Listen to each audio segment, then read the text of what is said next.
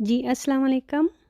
उम्मीद करती हूँ कि मेरे सब देखने वाले जहाँ भी होंगे खैर आफियत से होंगे। ये है मेरा फ़र्स्ट व्लॉग और मैं स्टार्ट कर रही हूँ नाश्ते से। नाश्ते में मैंने ऑमलेट बनाना था। आज मैं बहुत ही ज़्यादा एक्साइटेड हूँ क्योंकि मुझे मिलना है बहुत ही एक ख़ास पर्सनैलिटी से। आगे जाके आप देखेंगे कि वो पर्सनैलिटी कौन-सी है। वो पाकिस्तान की बहुत ही ज़्यादा फ़ेमस एक्ट्रेस हैं और मेरी बहुत ज़्यादा फ़ेवरेट हैं। मैं ट्राई कर रही थी कि नाश्ता जल्दी से बन जाए, मैं बच्चों को दे दूँ, खुद भी खा लूँ और बस घर से निकलने की करूँ। बस फिर ऐसा होता है कि जब जल्दी-जल्दी से काम निपटाने का दिल हो तो लगता है काम ख़त्म होने का नाम नहीं ले रहा। मेरी सिचुएशन यहाँ पे बिल्कुल ऐसी ही थी। ये नाश्ता मैंने बच्चों और हस्बैंड के लिए बनाया था।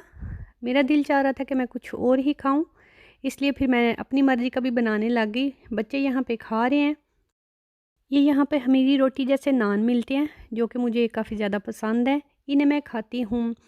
ग्रीन टी कुछ लोग इसको बोलते हैं, कुछ कश्मीरी चाय बोलते हैं और हम तो इसको सब्ज़ चाय ही बोलते हैं। वैसे तो ये पिंक कलर की होती है लेकिन शुरू से ही हमने यही सीखा है कि इसका नाम सब्ज़ चाय है।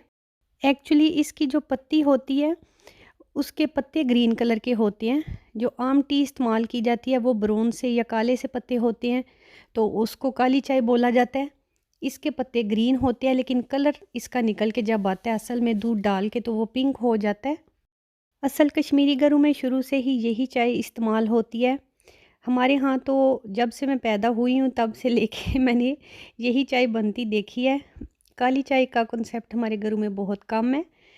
मैं बर्तन उठाने आई थी तो माशाल्लाह से इतने प्यारे फूल निकले हुए थे, देख के दिल खुश हो गया। फूल और पौधे चूँकि मेरी कमज़ोरी हैं, काफ़ी मसरूफ़ियत के बावजूद भी मैं इनके साथ खेलने लग गई थी। इनके कलर देखे माशाल्लाह से बस इन्हें देखते के अल्लाह पाक की कुदरत पे ही हैरानगी होती है। धूप निकलनी स्टार्ट हो रही थी, मौसम भी गर्म था, इस वजह से मैंने पौधों को भी पानी दिया। गर्मी में पौधे काफ़ी ज़्यादा पानी लेते हैं। ये भी मेरा बहुत ही प्यारा सा प्लांट है, इसके ऊपर जो फूल हैं पिंक कलर के आते हैं और साथ में आप देखेंगे कि जैसे एक कलियां सी बहुत एक गुच्छे की सूरत में लटकी होती हैं। तो इनका डिज़ाइन अपनी जगह जो पहले आपने देखा है उसका डिज़ाइन और कलर बिल्कुल डिफरेंट है। घर को लाक लगाने के बाद मैं यूं ही बाहर निकली तो बिल्ली मेरे इर्द गिर्द घूमना शुरू हो गई। मैंने कहा चलो तुम्हारी वीडियो बना लेती हूँ। तो वो अपनी तरफ से बहुत ज़्यादा एक्शन देने की कोशिश कर रही थी। मैं जब भी बाहर जाती हूँ तो जितनी भी बिल्लियाँ होती हैं मेरे आसपास घूमना शुरू हो जाती हैं।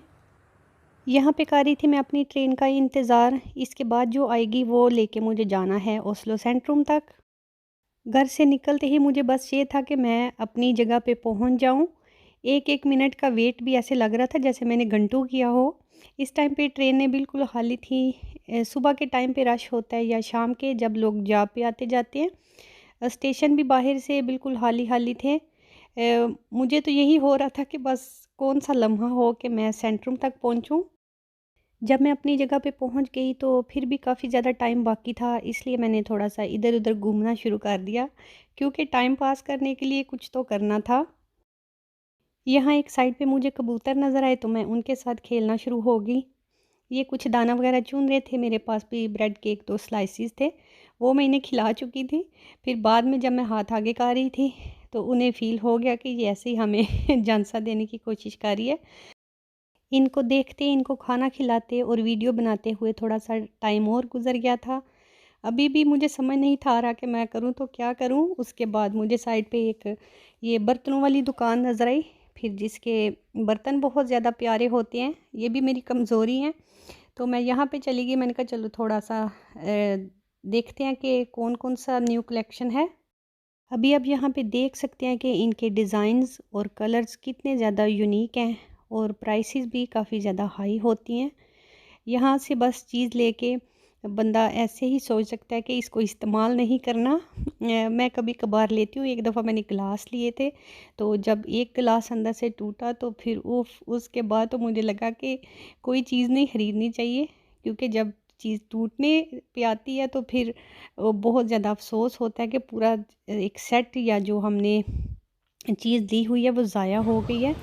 तो बस जी उसके बाद ये देखिए हम आ गए थे उस जगह पे जहाँ पे हमें पहुँचना था। ये था 14 अगस्त का दिन और पाकिस्तानी जो नेशनल डे है यहाँ पे उसकी सेलिब्रेशन थी। सिक्योरिटी के लिए पुलिस अपने हॉर्सेस के साथ आ गई हुई थी। और ये देखें जी, हमारी बहुत ही फेमस पाकिस्तानी एक्ट्रेस सारा खान अपने हस्बैंड फलक शबीर के साथ, और उनके साथ थे अहद रज़ा मीर, जो कि पाकिस्तानी ड्रामों का एक जाना पहचाना नाम है।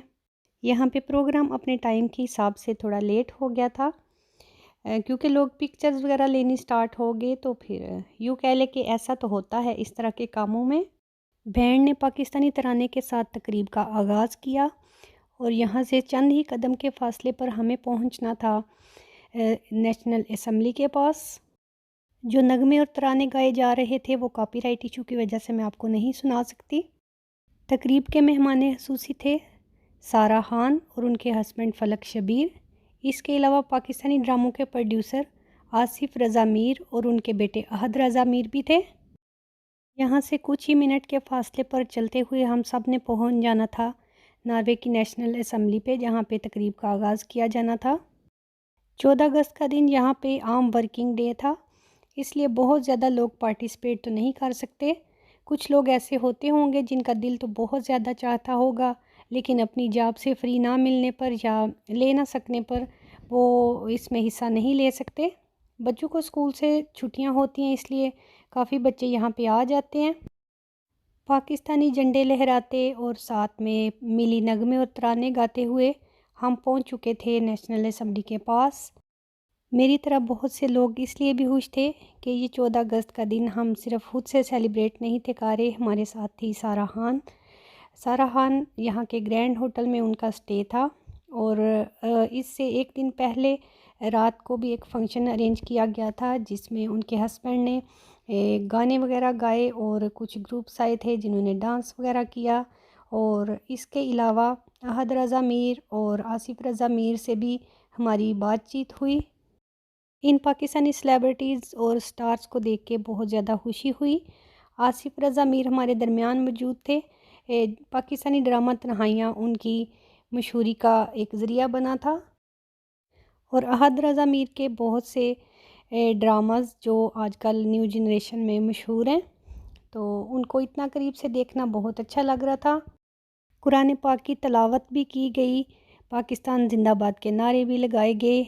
इसके अलावा मुख्तलिफ किस्म के तराने और नगमे गाए गए। इस टाइम पे जो मेरी फीलिंग्स थी वो यकीन करें कि नाकाबिले बयान है।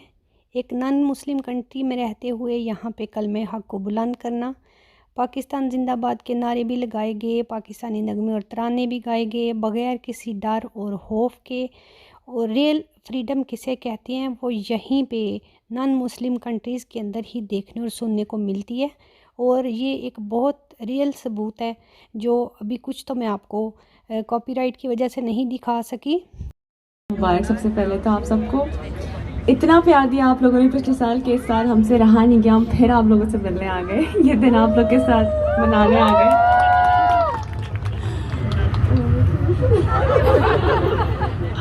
ये हमेशा मुझसे बोलती है कि मैंने स्पीच में बोलना क्या है, तो मुझे बताएं। मैंने कहा जो दिल में आता ना वो बोलो, तो जो इसने बोला है वो दिल से है। मेरी तरफ से आपको जश्न आज़ादी बहुत बहुत मुबारक। हमेशा की तरह 10-12 साल हो गए मुझे आप लोगों के साथ मनाते हुए, और मैं उम्मीद करता हूँ कि आप लोग इसी तरह जश्न आज़ादी हर 14 अगस्त पर मनाते रहेंगे और कमाते भी रहेंगे।